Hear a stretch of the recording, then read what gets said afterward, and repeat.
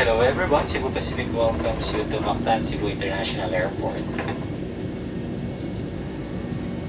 For your safety and comfort, please remain seated with your seatbelts fastened until the captain turns off the fasten seatbelt sign. Please check your surroundings to ensure you do not leave any of your personal belongings behind.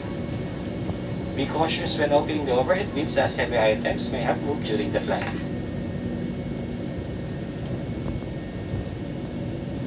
On behalf of your entire Cebu Pacific team, headed by our flight deck crew, Captain Cepeda and First Officer Pedreno, and together with my cabin crew, we thank you for making Cebu Pacific a part of your important moments.